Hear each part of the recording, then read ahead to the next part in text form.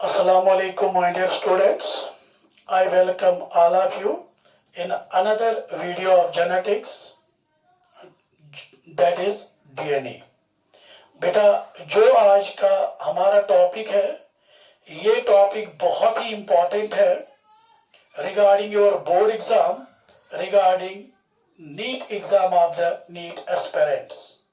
बेटा आज हम डिस्कस करने जा रहे हैं डीएनए। चलिए बेटे जैसा कि आप जानते हो, हमने पहले ही पढ़ा है, आप video genetic material and it's historical background देखिए। वहां पे हमने पढ़ा है कि DNA is one of the nucleic acids. DNA एक न्यूक्लिक एसिड है। जैसा कि आप जानते हो, न्यूक्लिक एसिड इज दो है, DNA and RNA. So DNA is one of the nucleic acid.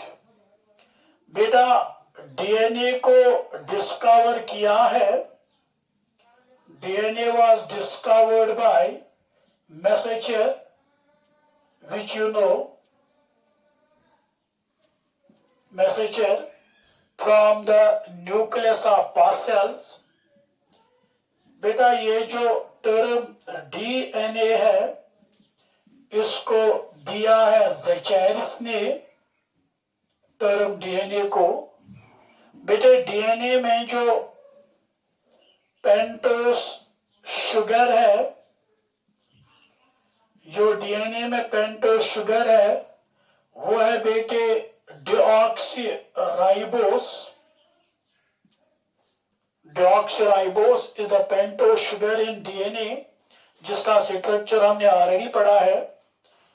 बेटे डीएनए में जो नाइट्रोजनस बेसिस है, डीएनए में नाइट्रोजनस बेसिस है 4, adenine, guanine, cytosine and thymine.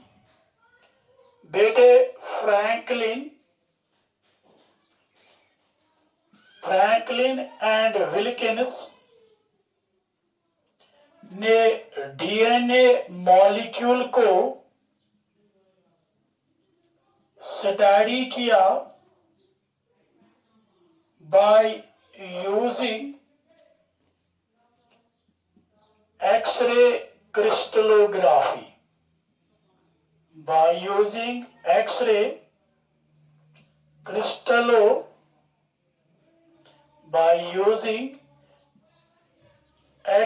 crystallography, Wilkins and Franklin ने डीएनए मॉलिक्यूल को स्टडी किया। बेटे with the help of this study, इनकी स्टडी की मदद से, with the help of this study, इनकी स्टडी की मदद से बेटे वाटसन एंड क्रिक ने डीएनए का डबल हेलिक्स मॉडल प्रपोज किया। डबल हेलिक्स मॉडल को प्रपोज किया 1953 में। बेटे बात को समझिएगा, फ्रैंकलिन एंड विल्किंस ने डीएनए मॉलिक्यूल का स्टडी किया बाय यूजिंग एक्सरे क्रिस्टलोग्राफी। उनकी स्टडी की मदद से ही वाटसन एंड क्रिक ने डीएनए का एक मॉडल दिया, Watson and Crick model of DNA, जो है जिसको हम कहते हैं डीएनए डबल हेलिक्स मॉडल को वाटसन एंड क्रिक ने प्रपोज किया 1953 में, for which they were awarded Nobel Prize।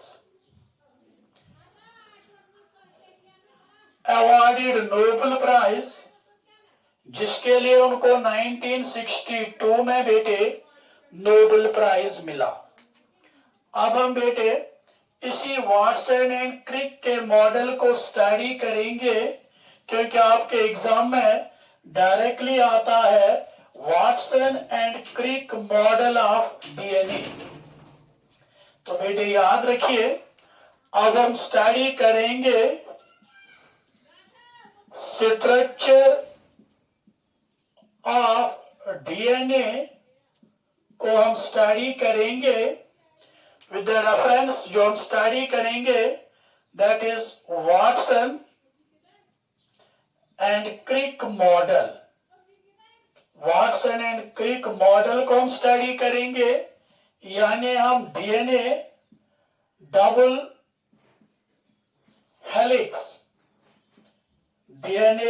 Helix के मॉडल को हम स्टडी करेंगे।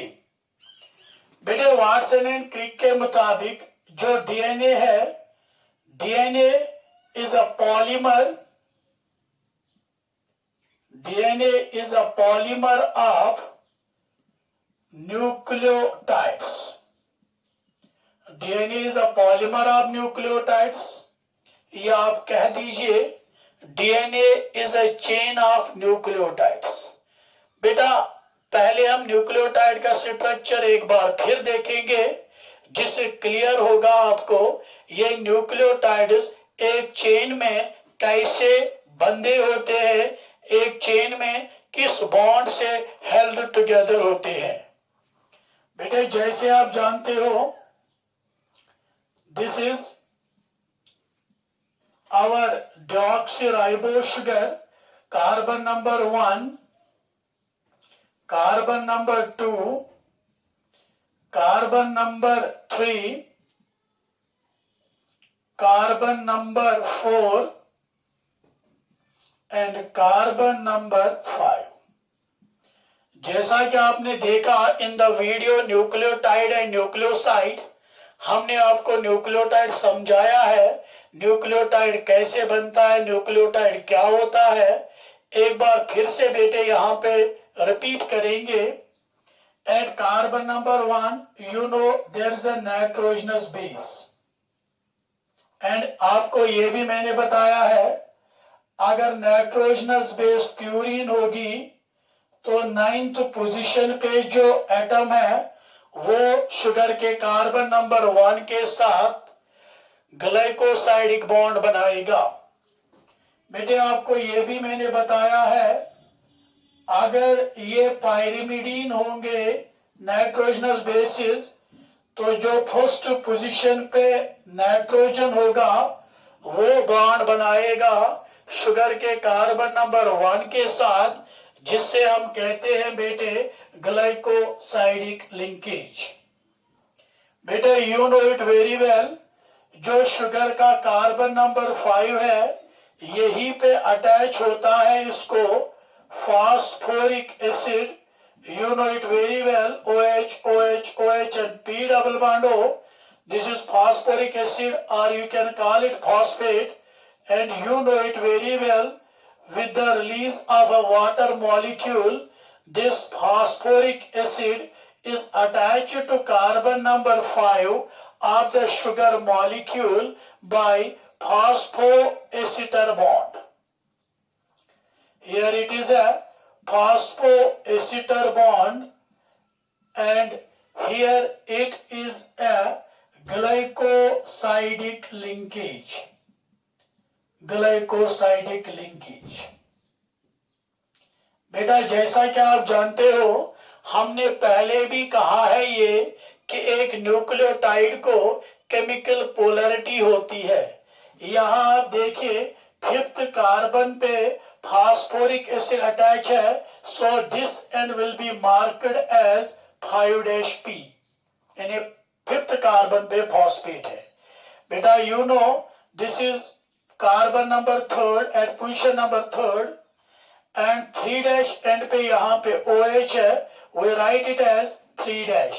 सो न्यूक्लियोटाइड को एक पोलैरिटी होती है 5' P एंड 3' OH, यानी 3rd कार्बन पे OH है, 5th कार्बन पे फास्फोरिक एसिड है।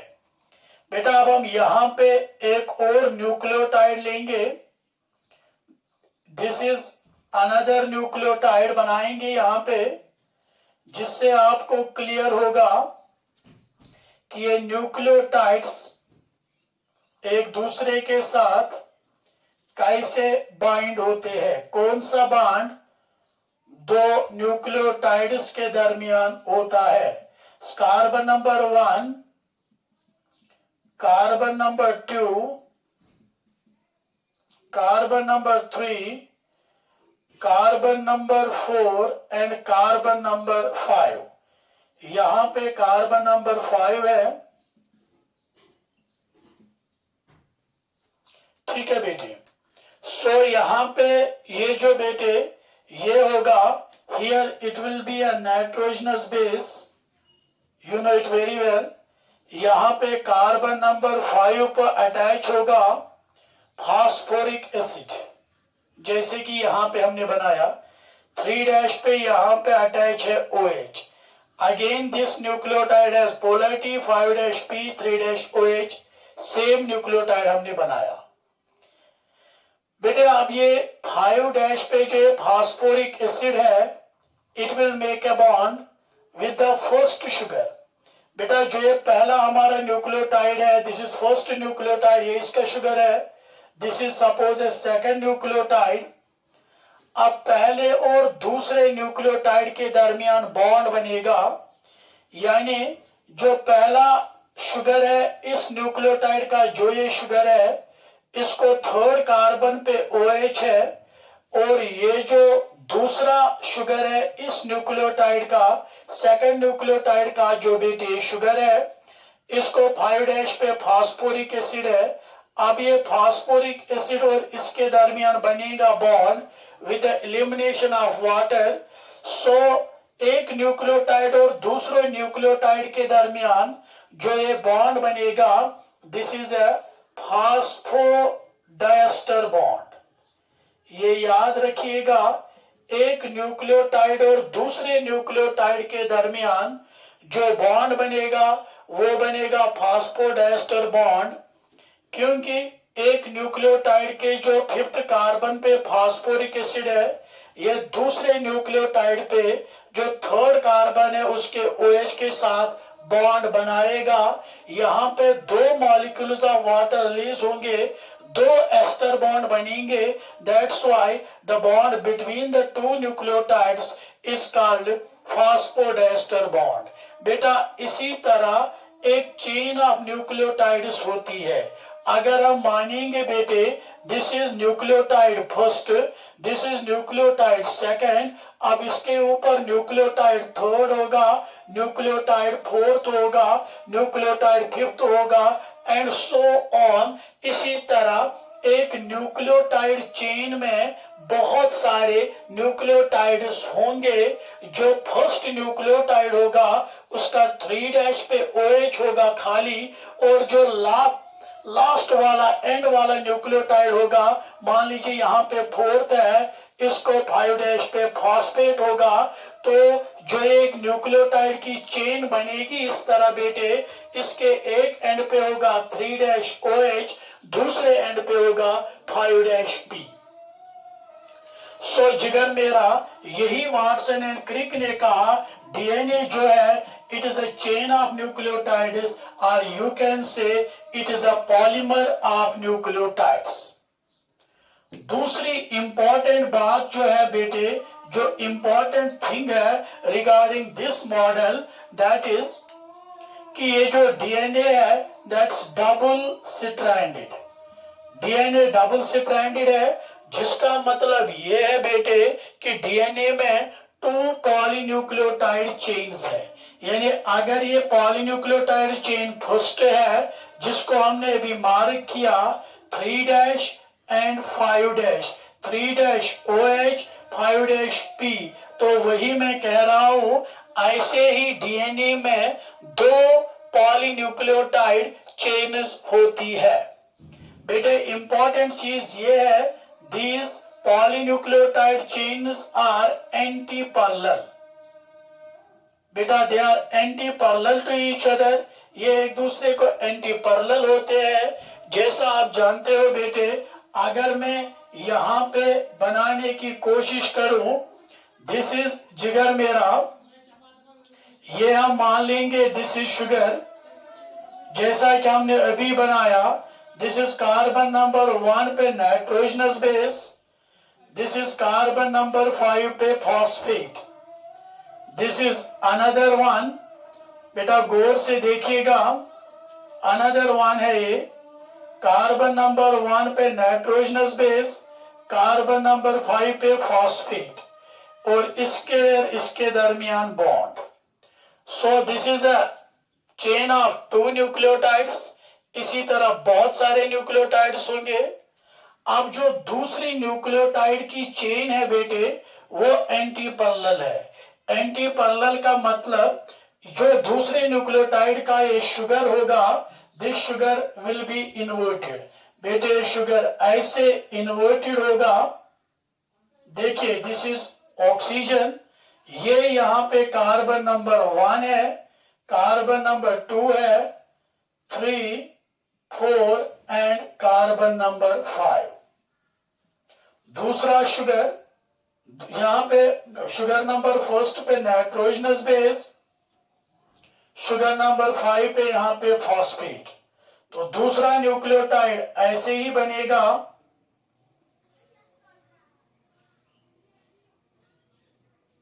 इन्वर्टेड ही बनेगा। दूसरा न्यूक्लियोटाइड थोड़ा ऊपर बना दे बेटे, दूसरा न्यूक्लियोटाइड भी बेटे ऊपर ही बनेगा। This is 1, 2, 3, 4 and 5। देखिए बेटे फिफ्थ ये है CH2H, यहां पे फॉस्फेट होगा, यहां पे 1 पे नाइट्रोजनस बेस होगी, थर्ड पे यहां पे OH है। जैसा कि आप जानते हो, फिफ्थ वाला जो CH2OH है जिसपे फॉस्फेट है, ये और ये बनाएगा बॉन्ड, और यहां पे बनेगा ये फॉस्फोडाइस्टर बॉन्ड। अब आप देखिए, यहां पे 3' है OH, 5' पे P है, यहां पे ये वाली स्ट्रैंड एंटी पैरेलल है, शुगर्स आपने इन्वर्टेड बना दिए। खुद ही देखिए बेटे, फिफ्थ कार्बन पे फॉस्फेट है 5' P, थर्ड कार्बन पे OH है 3' OH। तो ये स्ट्रैंड बनेगी जस्ट लाइक दिस, 5' 3' और ये बनेगी 5' 3' यहां से, 5' 3' एंड 3' 5'। वही हमने कहा डीएनए की जो दो स्ट्रैंड्स है, they are anti parallel to each other. यही एंटी पैरेलल का मतलब है, एक स्ट्रैंड 3' 5' है, अनदर इज 5' 3'। और आपने देखा भी ये कैसे बनेगा। अब आप ये कहोगे ये इन्वर्टेड शुगर क्यों है, हम सर इनको स्ट्रेट क्यों नहीं रख सकते? बेटे अगर आप इसको भी स्ट्रेट रखोगे तो ये कार्बन नंबर 1 इस साइड में आएगा, नाइट्रोजनस बेस बाहर की ओर चली जाएगी। नाइट्रोजनस बेस डीएनए के अंदर रहनी चाहिए, फॉस्फेट और शुगर के जो बैकबोन है, शुगर फॉस्फेट की जो बैकबोन है, इसके अंदर रहनी चाहिए नाइट्रोजनस बेस। अगर आप इसको सीधे बनाएंगे, so here it is nitrogenous base. अगर आप लेंगे 3' 5' और इसको भी अगर आप 3' 5' लेंगे, जो यहां पे शुगर होगा इसका कार्बन नंबर 1 इस साइड होगा, तो नाइट्रोजनस बेस इस स्ट्रैंड की बाहर चली जाएगी। Nitrogenous base are highly reactive and nitrogenous bases के दरमियान कोई बॉन्ड बनने के चांसेस भी नहीं है। Nitrogenous bases should face each other to form hydrogen bonds. इसीलिए मेरे बेटे ये वाली स्ट्रैंड है, इसको हमें एंटी पैरेलल बनाना है, so that nitrogenous base sugar phosphate backbone को अंदर की ओर रहे, यानी नाइट्रोजनस बेसिस दो शुगर फॉस्फेट बैकबोन के जो है एक दूसरे को फेस करेंगे। चलिए बेटे इंपॉर्टेंट पॉइंट एक और जो डीएनए के स्ट्रक्चर में है, आपको यह भी समझ आ गया DNA is a polymer of nucleotides, DNA is double stranded. बेटा एक और इंपॉर्टेंट पॉइंट जो डीएनए का है, in a DNA there is complementary base pairing. बेटा डीएनए में वाटसन एंड क्रिक मॉडल के मुताबिक कंप्लीमेंट्री बेस पेयरिंग होती है। अब आप कहोगे सर कंप्लीमेंट्री बेस पेयरिंग क्या होती है? कंप्लीमेंट्री बेस पेयरिंग में एक प्यूरिन एक पायरिमिडीन के साथ बॉन्ड बनाता है। Purine pair with pyrimidine adenine always bonds with thymine and guanine always bonds with cytosine. Adenine और थाइमीन के दरमियान डबल बॉन्ड होता है, गानिन एंड साइटोसिन के दरमियान ट्रिपल बॉन्ड होता है। बेटे अगर हम यहां पे मान लेंगे this is sugar, this is sugar, this is sugar, this is sugar, this is sugar, here this is phosphate, here this is phosphate. अब आपको ये समझ आता है, दिस इज फॉस्फेट। यहां पे 3' पे अगर OH है, यहां पे फिर ये 5' पे फॉस्फेट खाली है, so this is 3' 5'। Another strand will be like this, this is sugar, this is sugar, this is sugar, this is sugar and this is sugar.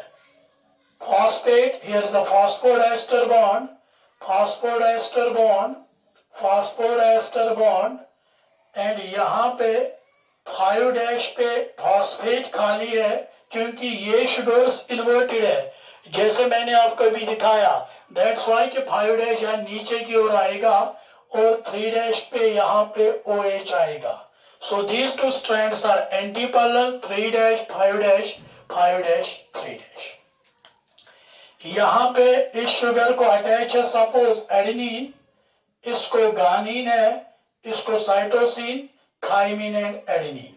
Complementary base pairing का मतलब यह है, अगर यहां पे शुगर के कार्बन नंबर 1 पे adenine है, इस शुगर को अटैच होना चाहिए थाइमिन, क्योंकि हमने पहले ही बताया in DNA adenine pairs with thymine and guanine pairs with cytosine. तो मेरे बेटे अगर यहाँ गानिन है यहाँ साइटोसिन होगा, यहाँ साइटोसिन है यहाँ गानिन होगा, यहाँ थाइमिन है यहाँ एडेनिन होगा, यहाँ एडेनिन है यहाँ थाइमिन होगा। बेटे अगर आपको यहां पे पता है, ऑलरेडी मैंने बताया है, एडेनिन और थाइमिन के दरमियान 2 हाइड्रोजन बॉन्ड्स, गानिन एंड साइटोसिन के दरमियान 3, सो यहां 3, यहां 2, यहां 2। बेटे यहां आपने देखा कि यहां पे कंप्लीमेंट्री बेस पेयरिंग है, और एक अहम चीज आपको पता चली यहां पे कि जो डीएनए की बैकबोन है, यहां पे ये बात भी आपको पता चली, backbone of DNA is made up of sugar and phosphate, sugar phosphate, sugar phosphate, sugar phosphate, sugar phosphate, alternate sugar and phosphate की बनी है बैकबोन ऑफ डीएनए। कभी आपको ऑब्जेक्टिव मिलता है कि बैकबोन ऑफ डीएनए किसकी बनी है, शुगर एंड फॉस्फेट, अल्टरनेटली इसमें अरेंज्ड है, so backbone of DNA is made up of बेटे शुगर एंड फॉस्फेट। एंटीपैरेलल भी क्लियर हो गया बेटे, कंप्लीमेंट्री बेस पेयरिंग भी क्लियर हो गई। बेटे डीएनए के इस मॉलिक्यूल को मैं कंपेयर कर सकता हूं, याद रखना बेटे, डीएनए के इस मॉलिक्यूल को मैं कंपेयर कर सकता हूं एक सीटीआर केस से, एक सीडी से। ये इसके साइड बार्स है सीडी के, दिस आप मान लीजिए this is 5', this is 3' and this is 5', this is 3'। ये इसके 5', 3' लाइक दिस, इसकी पोलरिटी 5' to 3' यहां तक डाउनवर्ड्स है, इसकी अपवर्ड्स है, 5', 3', 3', 5'। ये इसके साइड बार्स है, और यहां this is adenine, guanine, cytosine, thymine, this is then thymine. अब यहां से आपको एग्जाम में एक क्वेश्चन आएगा, अगर कभी एक स्ट्रैंड की बेस पेयरिंग भी होगी तो आपसे पूछा जाएगा दूसरी स्ट्रैंड की बेस पेयरिंग बता दीजिए। यू कैन डू इट बेटा इजीली, बिकॉज मैंने बता दिया कि डीएनए में कंप्लीमेंट्री बेस पेयरिंग होती है, adenine pairs with thymine, guanine pairs with cytosine, guanine के अपोजिट साइटोसिन आएगा, साइटोसिन के अपोजिट गानिन, एडेनिन के अपोजिट थाइमिन, थाइमिन के अपोजिट बेटे adenine. You know it very well. Adenine और थायमीन के दरमियान double bond, triple bond and double bond. So हम एक डीएनए को कंपेयर कर सकते हैं विद द स्टेयरकेस। एक सीडी से आप इसको कंपेयर कर सकते हो। ये रहे सीडी के दो side bars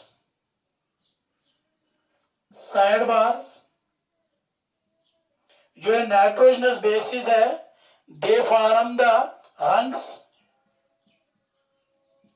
rungs of the staircase, जो इसके इंटरनल बार्स होते हैं जिनके ऊपर हम चढ़ते हैं, ये मान लीजिए। सो आप यहां से देखिए, ये जो नाइट्रोजनस बेसिस है, they are placed one above the another. जैसे सीडी के वो होते हैं जिनके ऊपर हम चढ़ते हैं, they are placed one above the another. बेटे लेकिन याद रखना, मैंने डीएनए को कंपेयर किया एक सीडी से, लेकिन ये जो सीडी है ये सीधी नहीं होती है, डीएनए ट्विस्टेड होता है। यानी डीएनए जो है, this is compared with the ladder, but ladder straight नहीं होगी। We can compare it with twisted ladder. आप ट्विस्टेड लेडर के साथ इसको कंपेयर कर सकते हो। तब अगर मैं बेटे डीएनए को बना लूं, डीएनए का डबल हेलिक्स स्ट्रक्चर बना लूं, वाटसन एंड क्रिक का मॉडल वाला डीएनए बना दूं, डबल हेलिकल स्ट्रक्चर वाला डीएनए बना दूं, तो ये बनेगा बेटे ऐसे।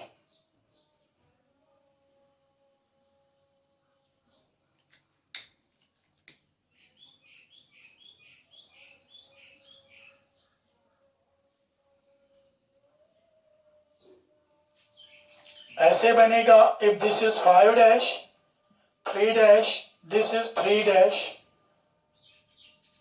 5'। बिकॉज जो वाटसन एंड क्रिक ने मॉडल ऑफ डीएनए दिया, दैट इज बी डीएनए का मॉडल उन लोगों ने दिया। अगर हम इसका हेलिक्स देखेंगे, that's a right handed helix, they are twisted in a right handed helix.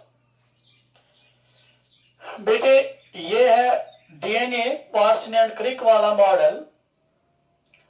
यहां इंपॉर्टेंट बात है, अगर आप डीएनए का डायमीटर देखेंगे, one more point of Watson and Crick, that is constant. DNA का डायमीटर है कांस्टेंट, 20 एंगस्ट्रॉम वाला डायमीटर है डीएनए का, नीट में पूछा गया है, एंड दैट्स कांस्टेंट। अब आप कहोगे सर डीएनए का डायमीटर कांस्टेंट क्यों है? उसकी वजह यह है कि डीएनए में बेटा एक कंप्लीमेंट्री बेस पेयरिंग है। प्यूरिन्स ऑलवेज बॉन्ड करते हैं with pyrimidine, and you know purine dicyclic है। आपको ये बात पता है बेटे, purines are dicyclic while pyrimidines are monocyclic. So इन शुगर फॉस्फेट बैकबोन्स के दरमियान एक साइड से शुगर के पास अगर डाइसाइक्लिक नाइट्रोजनस बेस होगी, दूसरे साइड से मोनोसाइक्लिक होगी। अगर एक साइड से मोनोसाइक्लिक होगी तो दूसरे साइड से तब डाइसाइक्लिक होगी, जिसका मतलब ये है कि ये जो डायमीटर है ये कांस्टेंट रहता है। अगर प्यूरिन के साथ बॉन्ड करेगा, यानी दो डाइसाइक्लिक रिंग्स एक साइड से भी दूसरे साइड से भी, तो डीएनए का डायमीटर बढ़ेगा। अगर पायरिमिडीन्स एक दूसरे से बॉन्ड करेंगे, इन्हें पायरिमिडीन पेयर्स विथ पायरिमिडीन, तब दोनों साइड से मोनोसाइक्लिक होगी, सो डीएनए का डायमीटर घटेगा। जिसका मतलब यह है in DNA there is a perfect base pairing, purines pair with pyrimidine, which simply means that's the reason why that DNA diameter is constant. And remember, जब भी आप डीएनए का डायमीटर मेजर करोगे, आपको मेजर करना है from one phosphate to another phosphate. This is considered as the diameter. Better when these two polynucleotide chains coil with each other, we see there is a formation of groove. This is a major groove. जब ये दो polynucleotide chains coil करती है in a right handed helix, तो वहां पे groove बनता है. This is a major groove, this is minor groove, this is major groove, this is minor groove.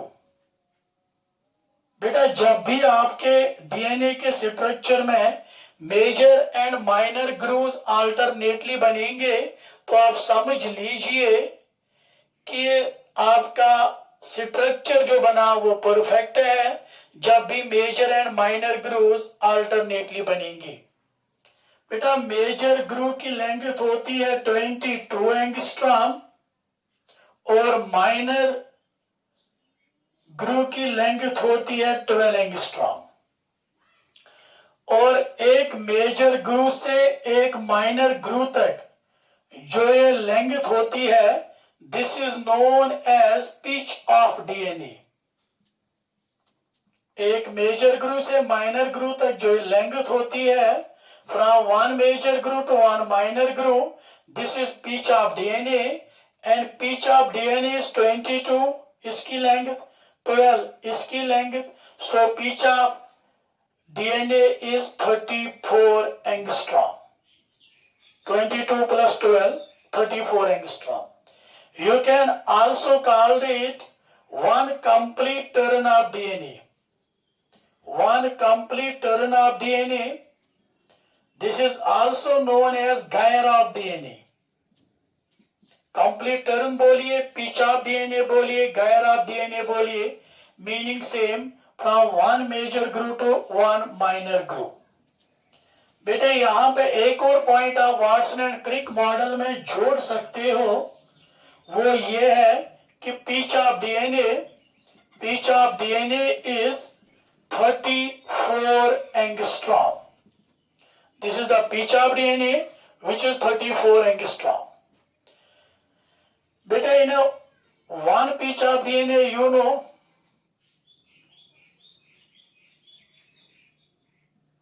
अगर आप यहां पे देखेंगे, in a one pitch of DNA there are 10 base pairs. एक पिच ऑफ डीएनए में, एक टर्न ऑफ डीएनए में 10 base pairs होती है और इस पिच की लेंथ 34 एंगस्ट्रॉम होती है. This can be asked in a NEET कि वन पिच ऑफ डीएनए की लेंथ क्या होती है, दैट्स 34 एंगस्ट्रॉम. एक पिच ऑफ डीएनए में कितने बेस पेयर्स होते हैं, 10 बेस पेयर्स. और अगर आप बेटे दो एडजेसेंट बेस पेयर्स के दरमियान डिस्टेंस नापोगे, that will be 34 divided by 10, that will be 3.4 angstrom. ये तीनों पॉइंट आप वाटसन एंड क्रिक मॉडल में देखते हैं. तीनों पॉइंट आप लिख सकते हो कि pitch of DNA is 34 angstrom. In a pitch of DNA, in a one turn of DNA, there are 10 base pairs. Third point, the distance between the two base pairs is 3.4 angstrom. बेटा पहले भी मैंने बोला the two strands of DNA, ये जो nitrogenous bases के दरमियान bonds होते हैं, दोज आर हाइड्रोजन बॉन्ड्स. ये जो नाइट्रोजनस बेसिस के दरमियान ये वाले बॉन्ड्स होते हैं, दीज आर हाइड्रोजन बॉन्ड्स. यानी इन बॉन्ड्स की बात करेंगे, these are hydrogen bonds. which simply means the two strands of DNA are held together by hydrogen bonds. This was all about the structure of DNA, or you can say Watson and Crick model of DNA. Thank you beta. Stay home, stay safe. Thank you.